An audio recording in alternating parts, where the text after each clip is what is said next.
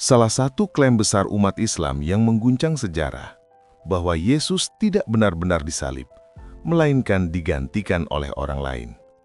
Tapi, benarkah begitu? Ataukah ini hanyalah cerita yang muncul berabad-abad kemudian, yang menentang ribuan saksi sejarah dan catatan zaman itu? Bagi umat Muslim, persiapkan logika berpikir Anda dengan pertanyaan-pertanyaan penting yang akan saya ajukan. Sebelumnya, perlu umat Islam ketahui, ini bukan sekedar topik perdebatan, tetapi pertanyaan besar tentang kebenaran yang layak direnungkan dengan hati terbuka. Peristiwa penyaliban Yesus adalah salah satu peristiwa paling terkenal dan terdokumentasi dalam sejarah manusia. Bukan hanya tercatat dalam Alkitab, tetapi juga dicatat oleh sejarawan Yahudi dan Romawi yang hidup di abad pertama. Sejarawan Yahudi Flavius Josephus menulis dalam bukunya Antiquities of the Jews bahwa Yesus adalah seorang guru bijak yang melakukan banyak perbuatan luar biasa dan bahwa ia disalibkan oleh Pontius Pilatus atas tuduhan para pemimpin Yahudi. Sedangkan Tacitus, sejarawan besar Romawi, juga mencatat dalam Annals 1544 bahwa Kristus dieksekusi pada masa pemerintahan Tiberius oleh prokurator Pontius Pilatus. Menariknya, kedua sejarawan ini tidak beriman kepada Yesus, tetapi catatan mereka mengkonfirmasi bahwa penyaliban itu benar-benar terjadi. Dengan kata lain, fakta sejarah tentang penyaliban Yesus diakui bahkan oleh mereka yang tidak percaya kepadanya. Namun, 6 abad setelahnya, muncul tafsiran baru dari sebagian umat Muslim yang menyatakan bahwa bukan Yesus yang disalib.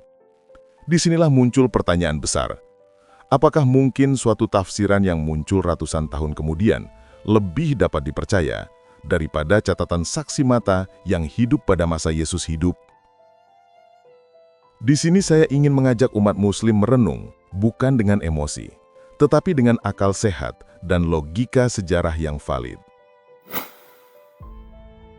Untuk menolong umat Islam berpikir, di sini saya memberikan 6 terapi untuk umat Muslim untuk mengajak Anda berpikir jernih dengan hati yang tulus mencari kebenaran.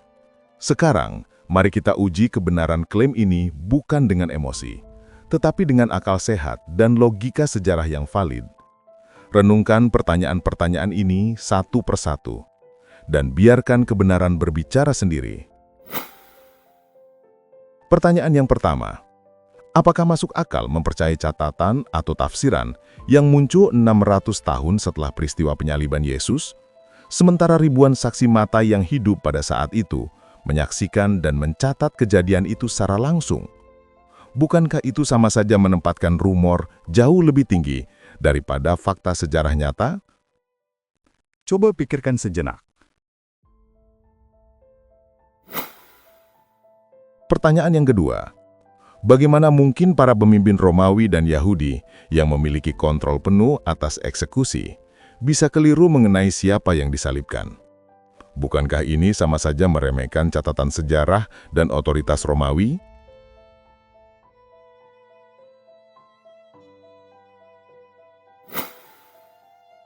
Pertanyaan yang ketiga, jika yang disalibkan bukan Yesus, mengapa para muridnya rela mati sebagai saksi atas kebangkitannya?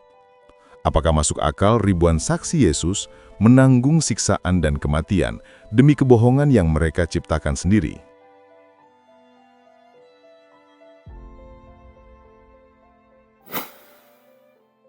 Pertanyaan yang keempat, menurut pemahaman Islam, apakah penyaliban Yesus terjadi secara rahasia di tempat tersembunyi atau di tempat umum di Bukit Golgota, di hadapan banyak saksi? Jika penyaliban terjadi di hadapan banyak saksi, bukankah klaim bahwa orang yang disalibkan diganti dengan orang lain menjadi sangat sulit dipercaya secara logika dan sejarah?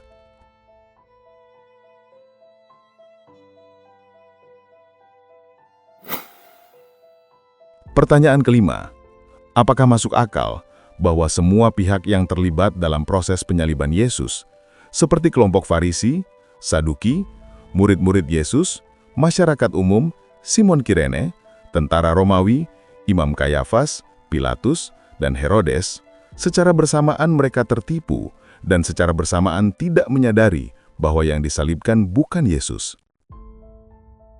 Bukankah ini sangat sulit dipercaya secara logika, mulai dari pemerintah, pengadilan dan penguasa, dan bahkan ribuan saksi dari kelompok yang berbeda, semuanya gagal melihat fakta nyata.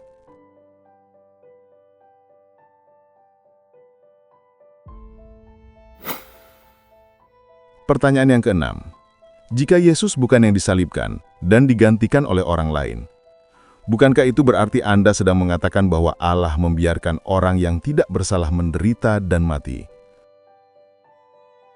Bukankah klaim penggantian Yesus, secara tidak langsung Anda menyatakan bahwa Allah mengizinkan ketidakadilan yang paling tragis terjadi dalam sejarah manusia?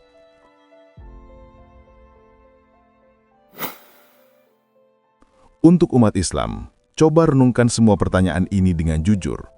Gunakan akal sehatmu untuk menilai bagaimana mungkin ribuan saksi, penguasa, tentara dan pengikut Yesus semuanya tertipu atau salah mengenai siapa yang disalibkan. Karena itu, coba periksa fakta sejarah dan catatan Injil yang ditulis dekat dengan peristiwa itu. Akui kebenaran yang tampak jelas melalui kesaksian nyata, dan biarkan logika menuntunmu pada pengakuan akan kematian dan kebangkitan Yesus yang sebenarnya. Penutup. Pada akhirnya, pertanyaan-pertanyaan ini bukan sekedar untuk memenangkan perdebatan, tetapi untuk menolong setiap umat Muslim menelusuri kebenaran sejati dengan hati yang tulus. Karena kebenaran tidak takut diuji. Justru kebenaran akan semakin bersinar ketika diuji dengan akal sehat dan sejarah yang jujur.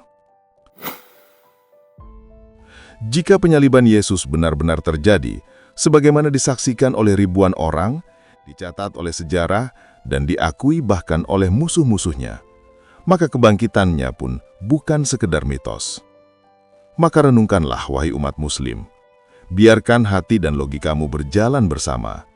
Karena kebenaran yang sejati tidak lahir dari ketakutan, tetapi dari keberanian untuk mencari dan mengakui apa yang nyata. Pertanyaan terakhir untuk umat Islam. Melalui pertanyaan terapi ini, apakah kalian setuju atau tidak setuju? Atau Anda ingin membantah pertanyaan ini? Silahkan tuliskan pendapatmu di kolom komentar.